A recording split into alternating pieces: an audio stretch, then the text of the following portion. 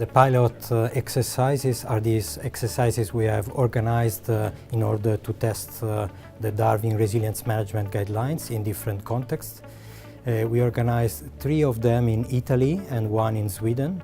So they were organized around a critical emergency scenario, each of them. For example, we had a pilot exercise about an aircraft accident of an aircraft crashing close to the aerodrome area of a major Italian airport. So we were investigating all the implications of the actors that have to respond to this emergency. Another pilot exercise was about a case of radar loss in an area control center in Italy. Then the third pilot was about a case of a person contracting an infectious disease while he's flying, and he has to land at an airport. And in the airport, they have to decide whether they need to isolate this patient or not, and how do they have to deal with the other passengers that are on the same flight. Does it make sense to isolate all the patients and possibly cause major delays with cascading effect on the other actors of aviation, or is it better to contain the problem only to that patient? This is an example of a dilemma you have to face in these cases. Another pilot case was the one in Sweden. It was about a collision between an oil tanker and a passenger ferry. So with many actors dealing with this emergency, which required, for example, the use of helicopters, and which involved already also the maritime sector, which is not one of the main domain of the DARWIN project, but in this case is involved.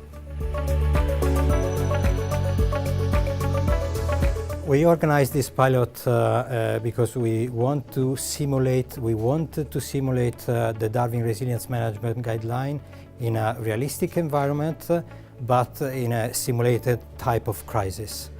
And so, and also we wanted to involve as many stakeholders as possible that would be involved together in the management of such type of crisis or emergency.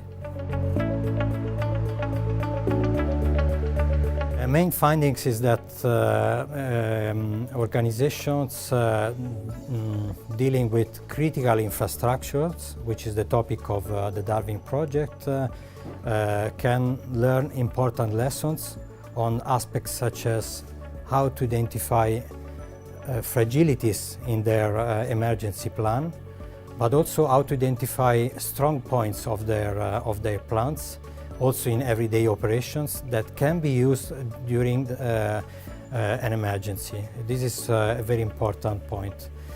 Another aspect, just to make an example, is the way you communicate the crisis the moment you have a crisis. So the relationship with the general public.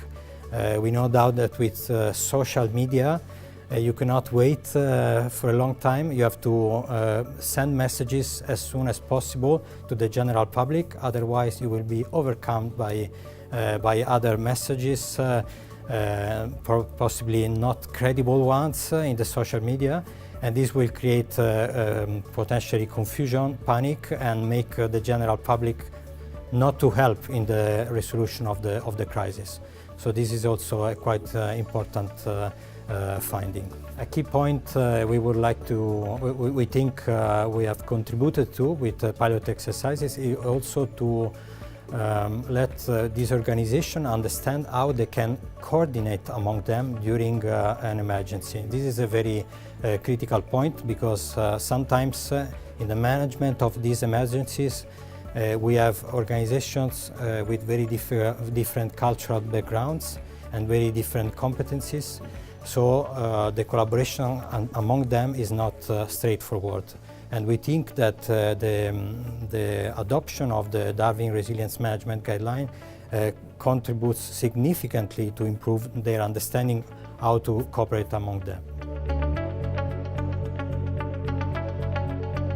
The pilot exercises have been primarily focused on air traffic management and aviation sector from one side, and emergency supply healthcare services, emergency healthcare services on the other side.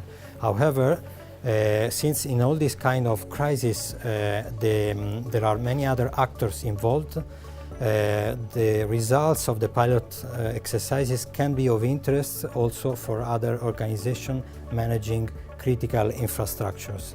Examples are all the organizations dealing with emergency energy supply services, or for example the fire brigade, the civil protection, which is in most of the cases involved, and other actors of the medical domain. So a wide range of actors, and in some cases also coordinating at international level, European international level.